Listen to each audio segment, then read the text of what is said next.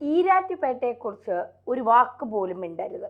മിണ്ടിയാൽ പിന്നെ ജയിൽവാസം അനുഭവിക്കേണ്ടി വരും. പ്രശസ്ത മാധ്യമ പ്രവർത്തകനായ മാത്യു സാമുവൽ, തകൽക്കയിലൊക്കെ വർക്ക് ചെയ്ത ആളാണ് മാത്യു സാമുവൽ. അദ്ദേഹത്തിന് വാർത്തകൾ കേൾക്കാൻ നിരവധി പേർ കാതോർത്തിരിക്കാറുമുണ്ട്. നേരത്തെ തകൽക്കയിലായിരുന്ന സമയത്ത് അദ്ദേഹം BJP-ക്കെതിരെയും നരേന്ദ്രമോദിക്കെതിരെയും നിരന്തരം വാർത്തകൾ ചെയ്തിരുന്ന ഒരു മാധ്യമ പ്രവർത്തകനാണ്.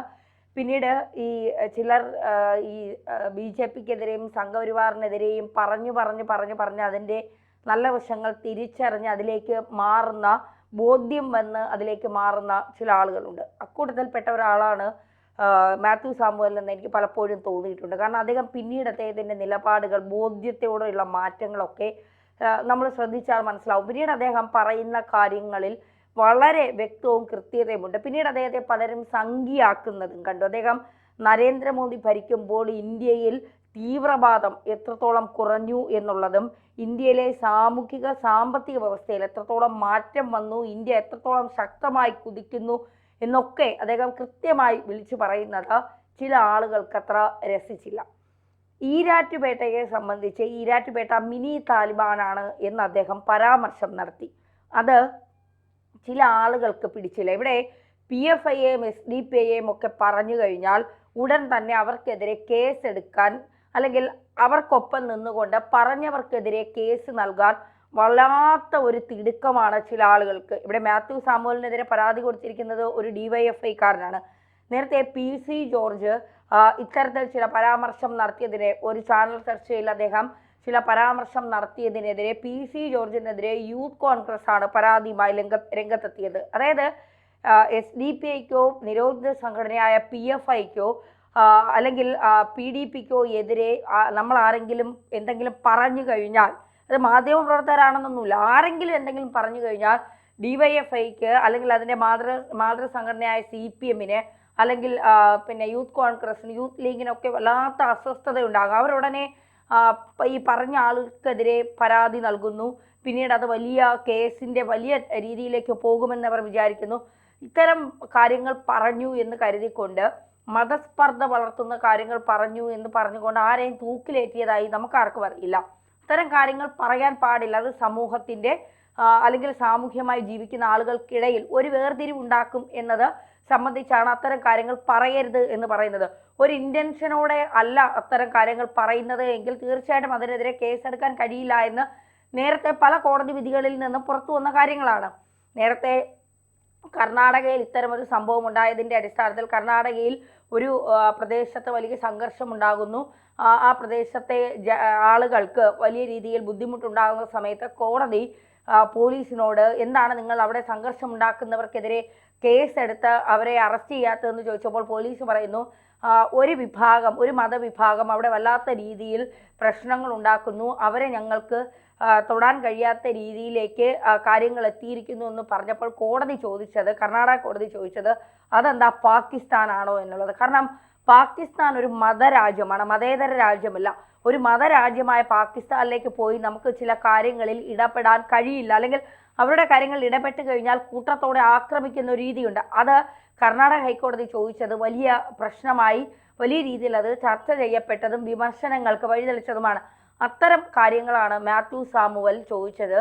ഈരാറ്റുപേട്ടയെക്കുറിച്ച്, അല്ലെങ്കിൽ ഈരാറ്റുപേട്ടയിൽ ഇത്തരം കേസുകൾ, ലവ് ജിഹാദുമായി ബന്ധപ്പെട്ട കേസുകൾ വലിയ രീതിയിൽ ഉയരുന്നു എന്ന് PC ജോർജ് പറഞ്ഞപ്പോൾ അതിനെതിരെ ഈരാറ്റുപേട്ടയെക്കുറിച്ച്, അല്ലെങ്കിൽ ഈരാറ്റുപേട്ട മിനി താലിബാനാണ്, നമുക്കറിയാം താലിബാനിൽ ഉണ്ടാകുന്ന പ്രശ്നങ്ങൾ, താലിബാൻ എന്താണ് ചെയ്യുന്നത്, ഒരു മതരാജ്യമാണ്, ഒരു പക്കാ മതരാജ്യമാണ് താലിബാൻ.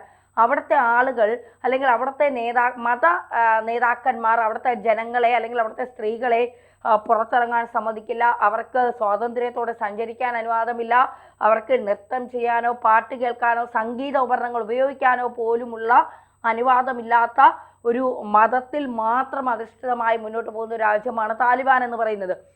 അതുപോലെ ഈരാറ്റുപേട്ടയെക്കുറിച്ച് മിണ്ടിയാൽ വല്ലാത്ത പ്രശ്നമാണ് ആളുകൾക്കുണ്ടാകുന്നത്. അപ്പോൾ അത് പ്രശ്നം സഹിക്കാൻ കഴിയാത്തത് DYFIക്കാണ്. DYFI മാത്യു സാമുവലിനെതിരെ കേസ് കൊടുക്കുന്നു.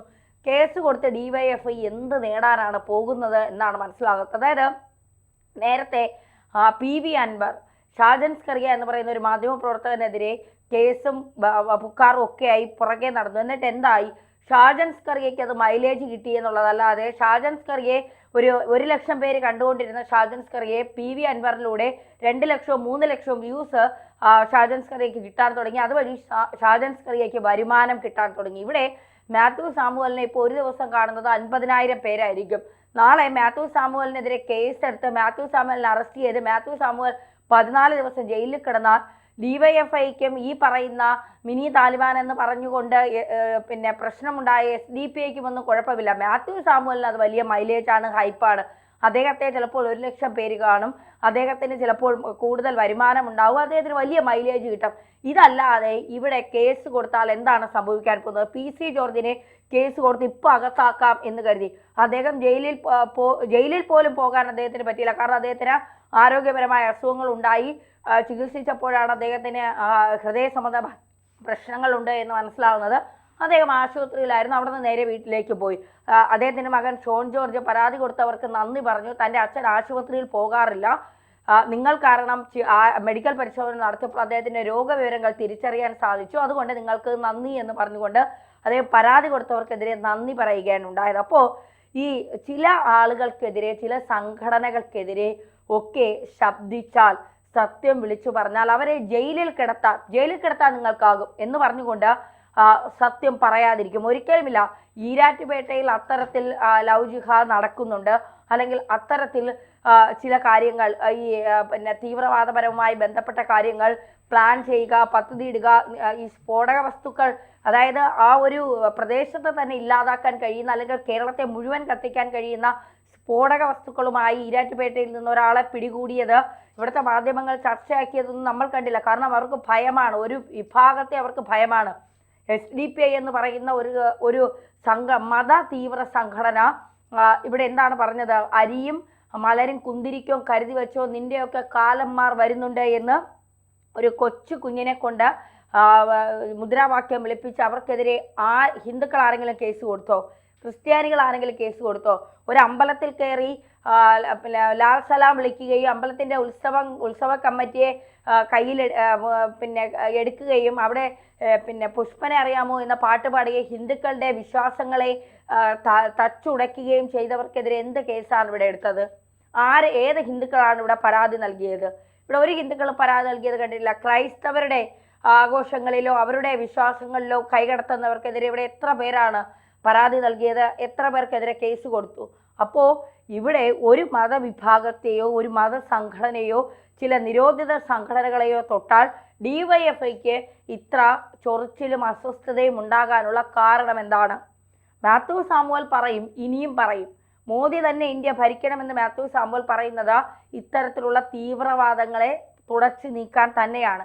അതുകൊണ്ട് ഇനി ഈരാറ്റുപേട്ടയെക്കുറിച്ചല്ല, തീവ്രവാദത്തിന് ഹബ്ബായി കേരളത്തിൻ്റെ ഏത് ജില്ലയോ പ്രദേശമോ മാറിയാലും അതിനെക്കുറിച്ച് നിരന്തരം പറയുക തന്നെ ചെയ്യും. ചെയ്യാനുള്ളത് നീയൊക്കെ ചെയ്ത് കാണിക്കും.